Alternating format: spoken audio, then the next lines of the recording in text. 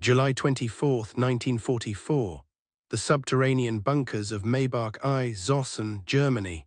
Deep beneath the pine forests 20 miles south of Berlin, the air in the headquarters of the German Armed Forces High Command tasted of stale tobacco smoke and recycled oxygen. Colonel Alexis von Rohn, the aristocratic head of Fremdheer West, Foreign Armies West, leaned over a sprawling map of the British Isles. His manicured finger traced a line along the southeastern coast of England, tapping against a heavy cluster of red pins staked near Dover. To von Rohn, the intelligence was incontrovertible. He reached for a freshly decoded transcript, one of over 500 messages systematically fed to German receivers by their most trusted asset in London, the spy known to the Abwehr as Arable.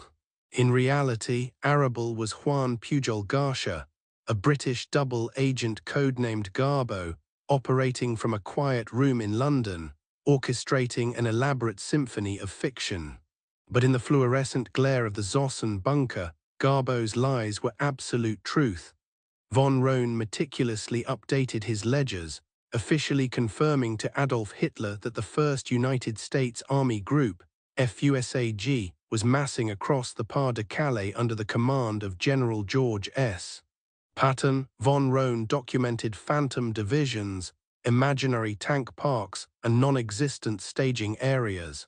In doing so, he cemented one of the greatest information failures in military history. Operation Fortitude had worked flawlessly. The German High Command, comprised of men who had masterminded the fall of France and pushed to the very gates of Moscow, was staring intently at an empty field, entirely blind to the industrial leviathan that was about to break their backs in Normandy. July 25, 1944, 9:38 hours, 5 miles west of Saint-Lô, France.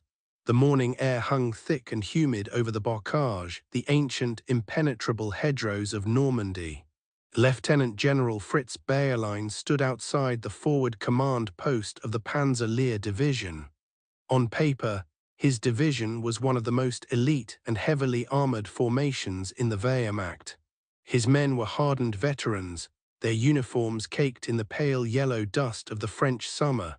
Hidden beneath the dense canopy of oak and bramble sat dozens of Panzer IVs and formidable Panther tanks, their long 75 guns dialed into the narrow dirt lanes. They were prepared for a brutal, static war of attrition. They were prepared to fight the way they had been trained in the trenches of 1916, yard by bloody yard, but they were not prepared for the sky to fall. A low, guttural thrum began to vibrate through the soles of Bayerlein's boots. It was not the high-pitched whine of tactical fighter-bombers, but a deep, resonant tremor that seemed to emanate from the very bedrock of the earth. Bayerlein looked up, squinting against the glare of the morning sun.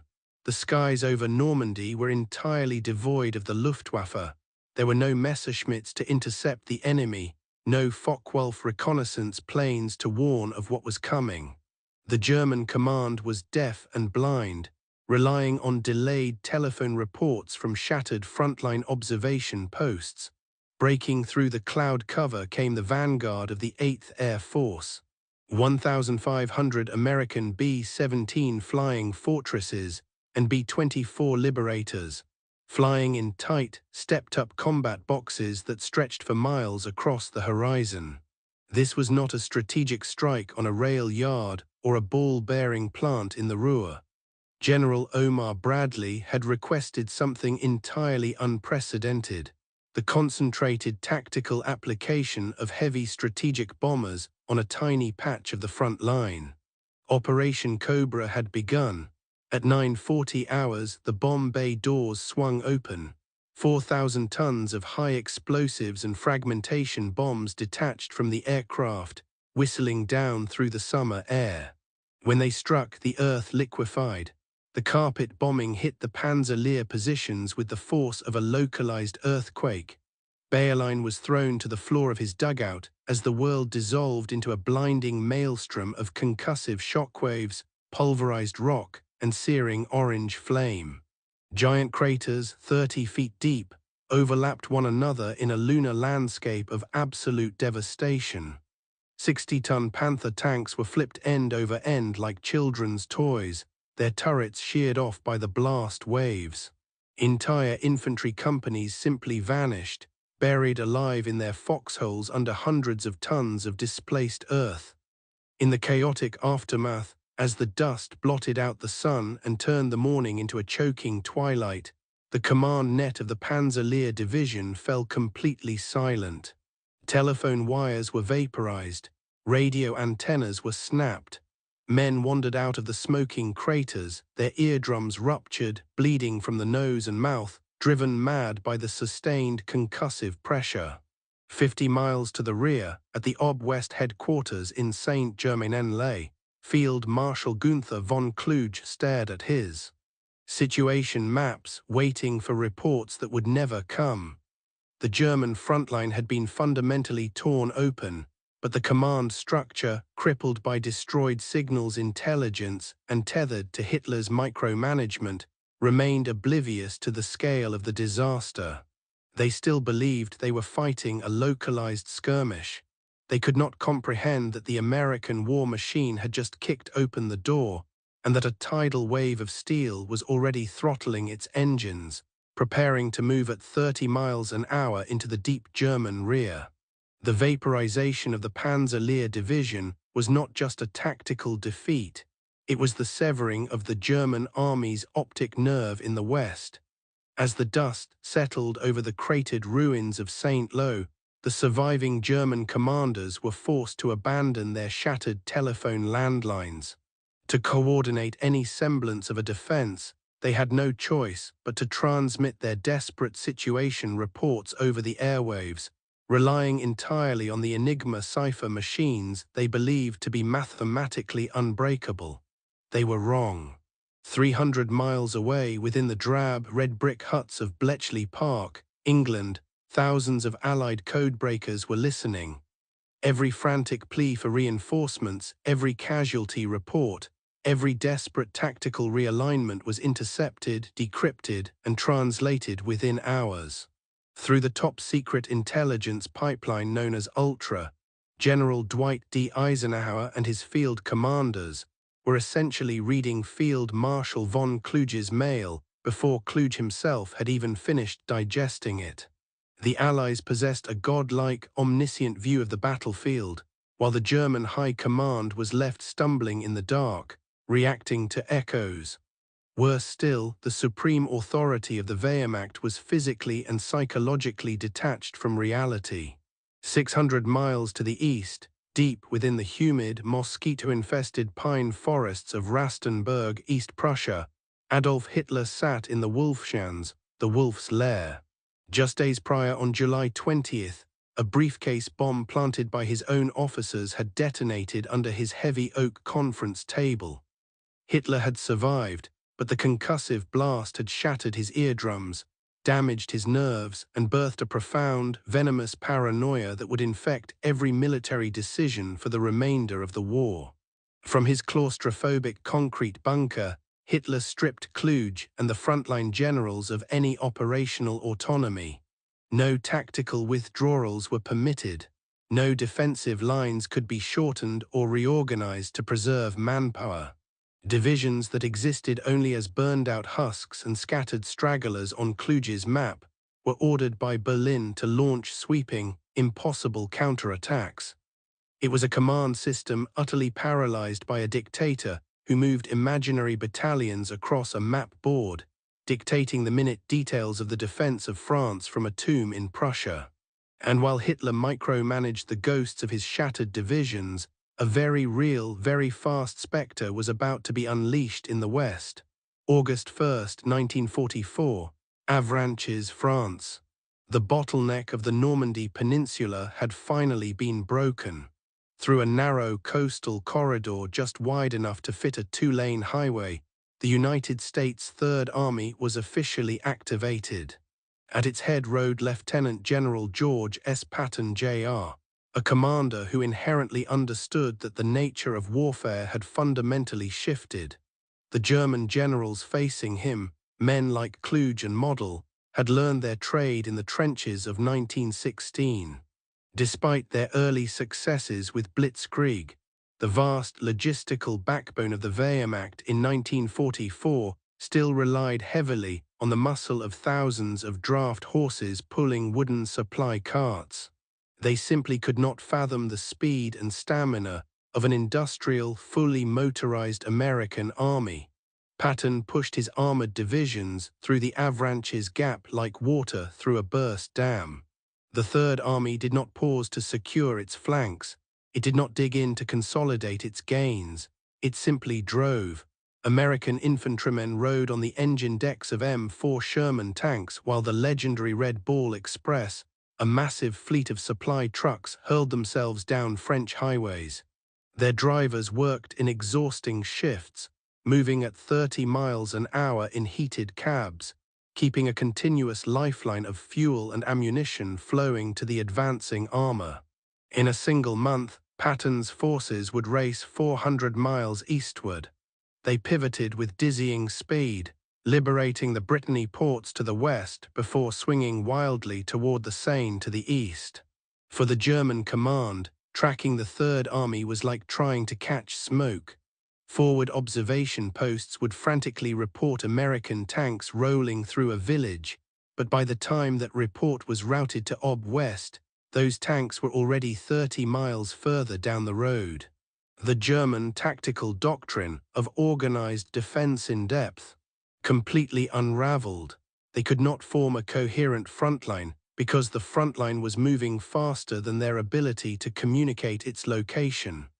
This total disconnect between the mechanized reality on the ground and the static fantasies emanating from Berlin culminated in a disastrous command from the Wolf's Lair.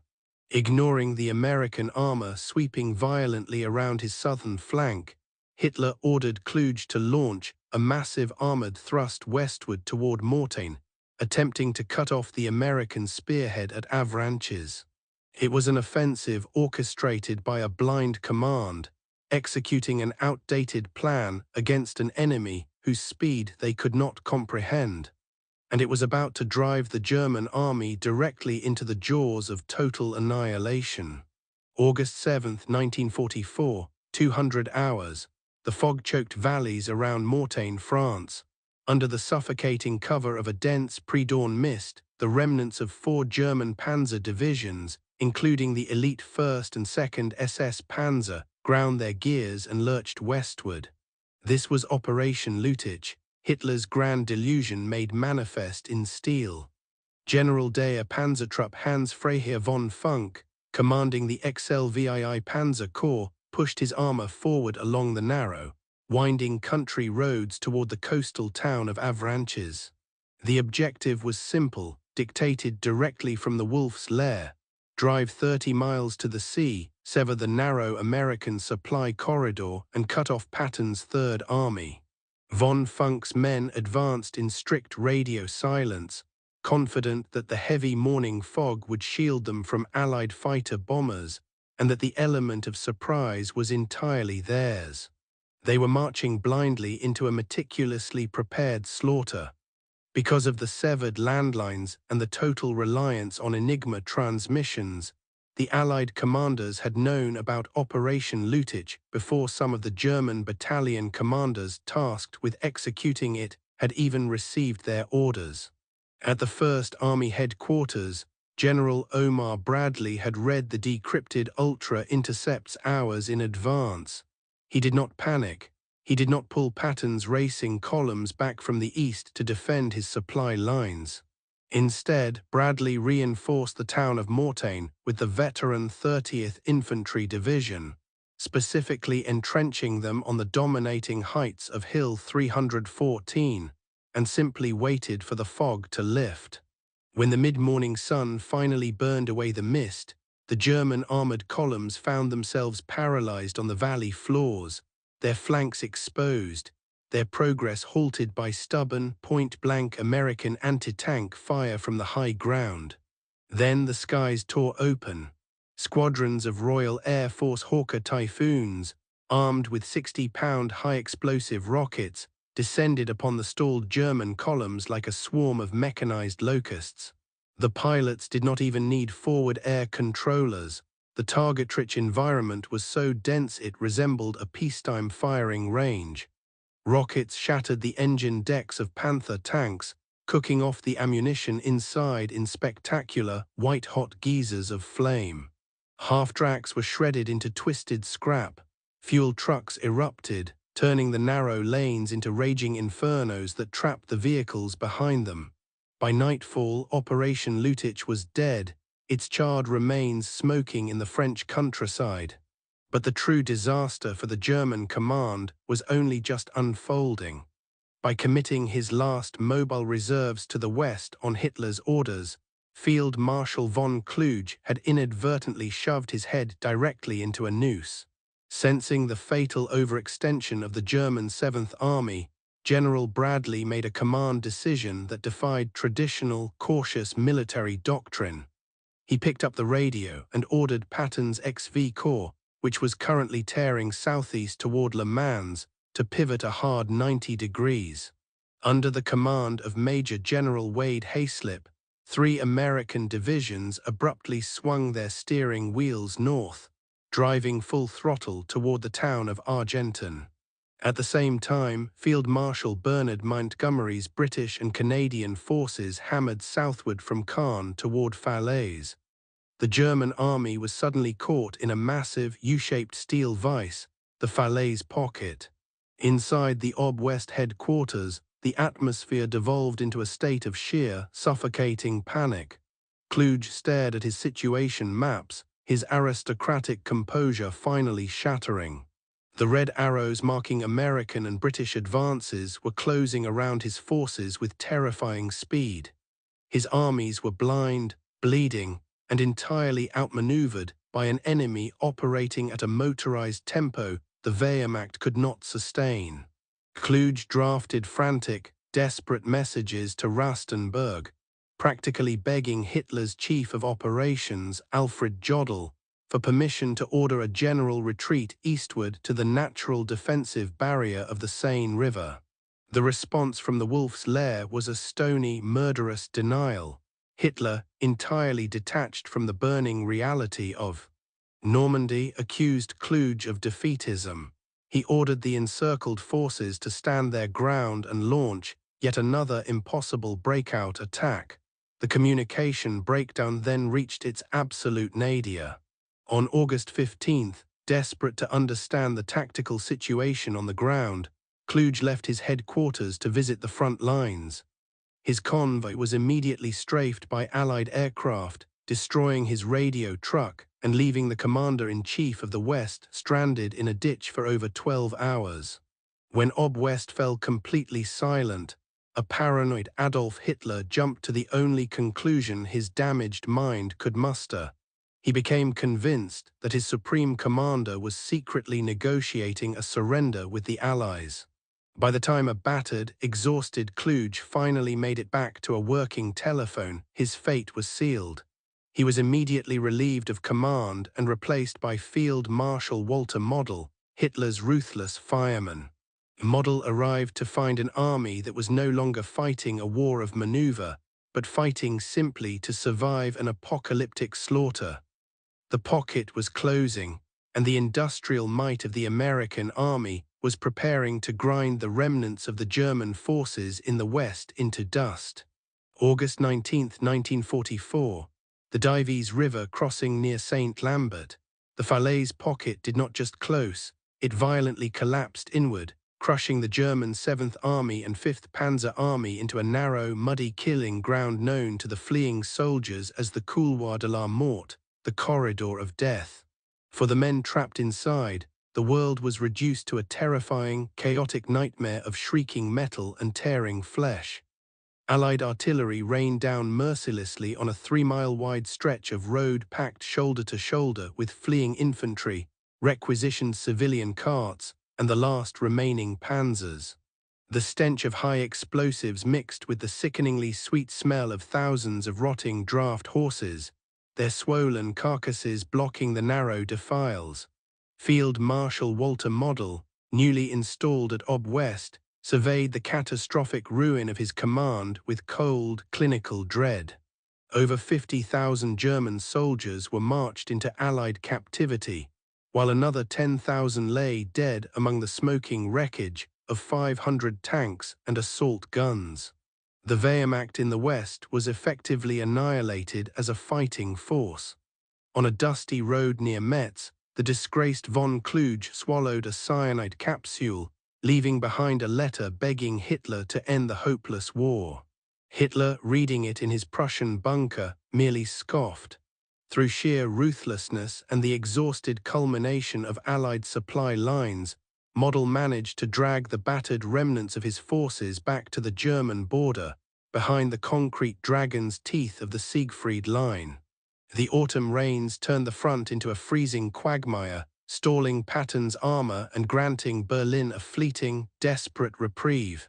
But Hitler was not looking for a reprieve, he was looking for a miracle. And he intended to forge it in absolute secrecy. November 1944, the deep pine forests of the Eifel region, bordering the Belgian Ardennes. Learning a harsh, bloody lesson from the catastrophic signal intercepts of Normandy, the German High Command instituted draconian security measures for their next and final great offensive. Unternehmen Wacht am Rhein, Operation Watch on the Rhine. To blind the Allied intelligence apparatus that had so thoroughly dismantled them in France, Hitler ordered total, suffocating radio silence. No Enigma transmissions were permitted regarding the build-up. Orders were hand-carried by motorcycle couriers traveling at night over blacked-out roads. Divisions were given fake designations. Under the thick, fog-enshrouded canopy of the Eifel woods, a massive phantom army was assembling. General Hasso von Manteuffel, the brilliant, diminutive aristocrat commanding the 5th Panzer Army, walked among his concealed armor.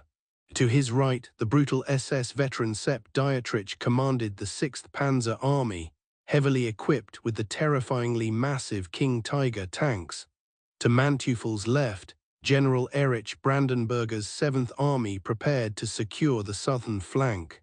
They were massing over 400,000 men and 1,000 tanks right on the seam of the American lines in the Ardennes. A heavily wooded, mountainous region the Allies considered a ghost front, suitable only for resting exhausted divisions and breaking in green rookies. Manteuffel and his peers knew the plan was an immense gamble. Hitler intended to punch through the weak American lines, cross the Meuse River, and drive all the way to the port of Antwerp, splitting the British and American armies in half. But the entire operation was built upon a fatal, lingering miscalculation. The German commanders, still tethered to their First World War paradigms, firmly believed that an American counterattack would take weeks to organize. They calculated that a heavily engaged enemy would need to slowly disentangle its divisions from the line, load them onto trains, and route them to the new front. They were completely blind to the terrifying reality of American motorized logistics. December 16, 1944, 5:30 hours, the Schnee Eifel, Belgium. The freezing morning silence was shattered by a deafening roar as over 1,600 German artillery pieces erupted simultaneously. The earth shook as shells tore into the sleepy American outposts, instantly severing communication wires and vaporizing forward observation posts. Out of the dense, freezing fog came the screeching tracks of Manteuffel's and Dietrich's panzers, accompanied by thousands of infantrymen clad in white winter camouflage. The initial shock was absolute. The Battle of the Bulge had begun. American units, completely caught off guard by the failure of their own intelligence, fought desperately in isolated pockets. The 106th Infantry Division was overrun, leading to the largest mass surrender of American troops in the European theater. Panzers rolled through the snow, capturing crucial crossroads and pushing deep into the American rear. For a few intoxicating days, it seemed the German High Command had finally reversed their fortunes. They had successfully blinded the Allies, achieved total tactical surprise, and broken the front.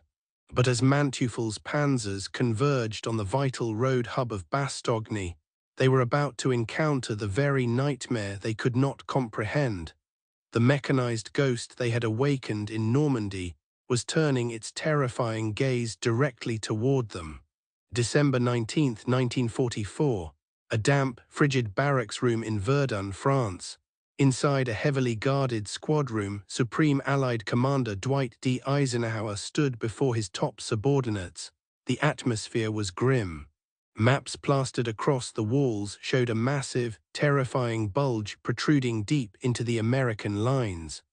The vital crossroads town of Bastogne was entirely encircled by Manteuffel's panzers, held only by the stubborn, freezing paratroopers of the 101st Airborne Division. Eisenhower needed a counterattack to hit the southern flank of the German salient, and he needed it immediately. He turned to General George S. Patton, whose Third Army was currently heavily engaged in brutal winter, fighting over 100 miles to the south, in the Saarland. When asked how long it would take to disengage his forces and pivot them north to attack, Patton did not hesitate. He promised to strike with 3 full divisions in exactly 72 hours. The room fell dead silent. Even British and American officers, accustomed to Patton's bravado, thought it was a boastful impossibility.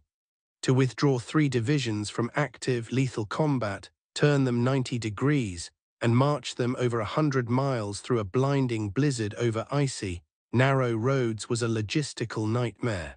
50 miles away, standing in the freezing snow outside Bastogne, General Hasso von Manteuffel would have agreed completely. In the German tactical manual, executing such a maneuver required immense rail networks, weeks of careful staff planning, and massive infantry reserves to cover the withdrawal. The Wehrmacht of 1944 was moving its artillery with shivering draft horses and siphoning fuel from captured American jeeps just to keep their Tiger tanks running. Manteuffel calculated with absolute certainty that Patton's forces would not be a threat to his southern flank for at least another 2 weeks. It was a perfectly logical assumption, drawn from a lifetime of military experience. And it was completely, fatally wrong. What the German commanders fundamentally failed to read was not just a map, but an entirely new era of warfare. They could not comprehend an industrial American army capable of executing a maneuver that defied the laws of traditional military physics. Within hours of the Verdun Conference, the vast machinery of the American military-industrial complex roared to life. Patton did not rely on trains. Instead, tens of thousands of heavily loaded 2.5-ton trucks, the legendary Deuce and a Halves, formed a continuous ribbon of steel stretching across the snow-choked French countryside. Military police units stood at freezing intersections, ruthlessly directing a flow of traffic so dense and perfectly orchestrated it rivaled peacetime metropolitan highways. Drivers ran continuous, grueling shifts, moving an entire army at an impossible 30 miles an hour in heated truck cabs, while the blizzard raged outside. They drove with their headlights on in the dead of night, trusting the terrible weather to shield them from the Luftwaffe. It was a phantom maneuver of unprecedented scale. 133,000 vehicles and 250,000 men vanished from the Saar front and materialized in the Ardennes like an apparition. On December 22nd, precisely 72 hours after Patton had made his promise, the furious vanguard of the 4th Armored Division violently smashed into the southern flank of the German salient. For Manteuffel and the exhausted German infantry shivering in the forests around Bastogne, the sudden appearance of American Sherman tanks painted in winter whitewash was a psychological death blow. Their carefully laid timetables disintegrated. The intelligence failure was absolute, not because their radios had been tapped, but because they lacked the imagination to foresee the speed of an entirely mechanized enemy. 4 days later, on December 26th, the American armor broke the siege of Bastogne. As the new year dawned, the weather finally cleared. The skies over the Ardennes filled with thousands of Allied fighter bombers, returning to systematically annihilate the stalled, fuel-starved panzer columns. Operation Watch on the Rhine collapsed into a bloody, desperate retreat. Hitler's final, grand gamble had squandered the very last of the German reserves. Bleeding and utterly exhausted, the survivors of the Wehrmacht limped eastward, falling back toward their final natural defensive barrier, the mighty Rhine River. Hitler issued standing orders that every bridge crossing the Rhine must be rigged with explosives and blown to dust the moment the Americans approached. The German command believed the wide, fast-flowing river would finally force the American war machine to halt, giving Berlin time to breathe and reorganize. They believed they could dictate the pace of the war's conclusion. But as the winter thawed into the early spring of 1945, a small town called Remagen was about to prove that the German command structure had quietly, entirely stopped functioning at all. March 7, 1945, 1300 hours, the muddy bluffs overlooking the Rhine River, Remagen, Germany. Lieutenant Karl Timmermann, commanding Company A of the 27th Armored Infantry Battalion, wiped the freezing rain from his binoculars and stared down into the valley. Below him, cutting through the steep, forested gorge, flowed the swollen, treacherous currents of the Rhine. And there, spanning the dark water, stood a miracle of iron and stone, the Ludendorff Railway Bridge. It was intact. For the German High Command, the Rhine was the ultimate psychological and physical barrier. Hitler had issued categorical, unyielding orders. Every bridge was to be rigged with heavy explosives and detonated at the very last possible moment to deny the Allies a crossing. On the eastern bank, Major Hans Scheller, the German officer hastily tasked with defending the span, watched the American M-26 Pershing tanks rolling onto the western approach. Scheller waited, sweating in the freezing cold, until the vanguard of the 9th Armored Division was practically at the bridgehead. Then he gave the order to turn the key. Nothing happened. The primary firing circuit, hastily laid and likely damaged by an errant American artillery shell, was dead. Panic erupted inside the basalt towers of the bridge. A German sergeant frantically sprinted through the incoming machine gun fire, desperately igniting a secondary primer cord by hand. A massive explosion rocked the valley, throwing timber and steel into the grey sky. Smoke swallowed the Ludendorff Bridge, but as the dust cleared, Timmermann and his men saw the impossible. The deck had violently lifted and slammed back down, twisted and bleeding smoke, but the great iron arches held. The bridge still stood. With a roar, the American infantry did not hesitate. They surged forward, sprinting across the damaged decking, dodging sniper fire, and physically ripping the remaining demolition wires from the iron girders with their bare hands. By 1600 hours, the United States Army was firmly planted on the eastern bank of the Rhine. When the news reached the subterranean bunkers of Berlin, the reaction was not tactical readjustment, but absolute rabid hysteria. The German command system had devolved into a circular firing squad. Hitler immediately dispatched flying courts-martial to the Western Front. 5 junior officers who had been at Remagen were scapegoated, dragged before a drumhead trial and executed by firing squad. But executing officers could not rebuild the shattered optic nerve of the Wehrmacht. While Berlin focused on punitive executions, American combat engineers descended upon the Rhine. Working under constant V-2 rocket attacks and artillery fire, they constructed heavily reinforced pontoon bridges adjacent to the Ludendorff span in less than 24 hours. Once again, the German generals were outpaced by an industrial velocity they could not fathom. They expected the Americans to pause, consolidate a bridgehead for weeks, and slowly build up supplies. Instead, multiple armored divisions violently expanded the Remagen foothold,